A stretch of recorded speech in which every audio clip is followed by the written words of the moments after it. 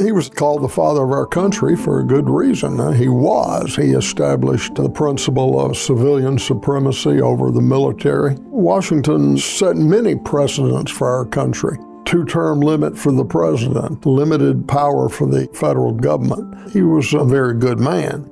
Probably a better man than he was a general, but he was one of those people who grew as a commander. He crossed the frozen river at Christmas, defeated the Hessians, who were professional soldiers and mercenaries. Washington was, in the end, a very great man. You can't just add water and Washington appears. He developed over many years. He was a Christian. He was definitely a member of the planter aristocracy. I think right after the Revolution, he could have been king.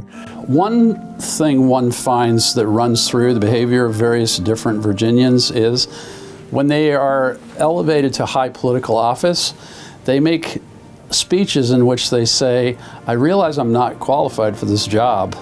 I hope you'll help me as I err in it."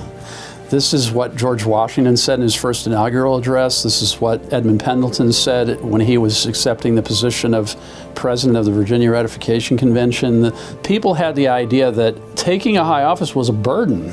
And of course, Washington didn't even accept a salary as commander-in-chief, right? This was such a Virginian thing to do. I'll serve and I'll pay for it myself. He was commander-in-chief for nearly 8 years and never took a nickel. And why would you do that? Well, because you thought God had made you this wealthy person. People wanted you to serve. Who else would do it? There was the opposite of our contemporary system. We've come to have a system in which if you think you should be president, you have to tell people why you're the greatest. In contemporary politics, you're not going to get people like Jefferson and Madison and Washington and these guys to be president. You're going to end up with Joe Biden, right, who's been seeking this office. In fact, I remember when he ran for president in 1987, one of the nuns who had taught him in grade school said he told her when he was 8 years old he was going to be president. So he had this idea his whole life.